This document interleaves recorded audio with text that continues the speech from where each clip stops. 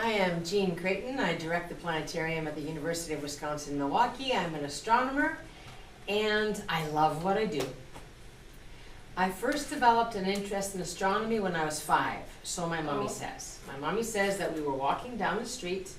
I lived in Athens in Greece, and I looked up and I said, Mama, ta αστέρια πώς γεννιούνται, which means, Mummy, how are stars born? And I've been interested in that question ever since. Our planet that we take for granted is really precious, and they don't make them like that. Most of the planets that we could get to, there are no planets that we could get to live in the foreseeable future. There are two types of black holes: stellar black holes and galactic black holes. Stellar black holes are the product of a very massive star and are a lot more common than galactic black holes. There are thousands of them in the Milky Way. Compared to the one galactic black hole in the Milky Way, galactic black holes are at the center of most galaxies, and they tend to be tens of billions times more massive than the Sun. The black holes themselves have two parts. There's the event horizon, which you can think of as the surface, though it is simply the point where the gravity gets too strong for anything to escape. And then at the center, it's So the concept of a black hole is old. People understood that there is what we call escape velocity, and that is the speed that you need to have to overcome the gravitational field you're on. But somebody made the connection that, oh, wait a second, if the object was massive enough and small enough, then in principle, the escape velocity could be the speed of light. And that was where the idea of a black hole started. When did this idea first appear in history? 13th century, Okay, interesting. a long time ago. Long time ago. And we started observing them in the 20th century. We don't know what's inside a black hole in detail because there's no way for the inside of a black hole to connect to give information to the outside world. But what is interesting is that we, for the last 10 years, I guess now, have been watching black holes slam into each other. In fact, there was a Nobel Prize in 2020 for this work, and now we found more than 1,000 black holes slamming into each other. And that disruption in space-time, we call gravitational waves, is something that over time will tell us more about the nature of black holes. If they do crash into each other, are they considered more dangerous to the stuff around them?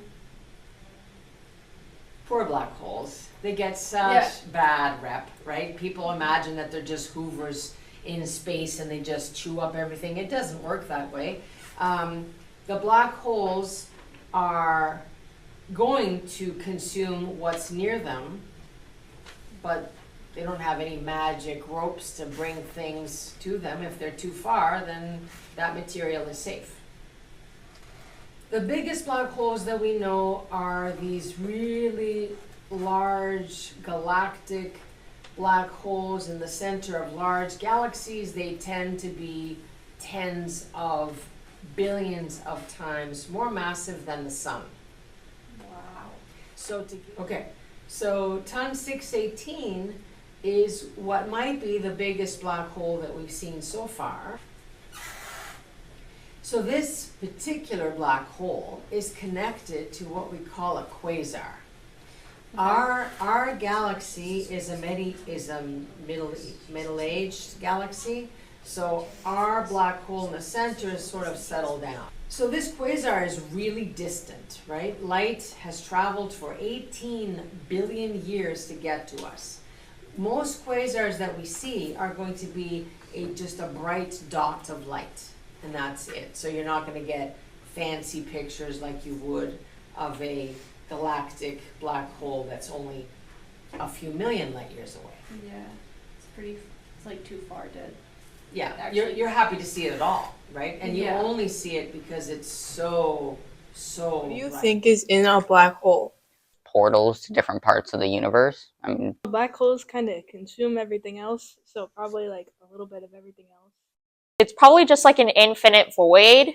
Everything that it sucked up over the years it's been alive. Absolutely nothing. What's your favorite astronomical phenomenon that you think more people should know about? I don't know how I would answer the question, what is my favorite astronomical phenomenon before, but now I know it's Northern Lights. Because even though technically speaking it's not obviously astronomical because it happens in our atmosphere, it is driven by particles from the sun. And the fact that the sun is going to be super active for the next year or few, this is a great time to go looking for aurora. If you haven't seen Northern Lights already, it's a great time to do that. All right. Thank you. Thank you. Thank you.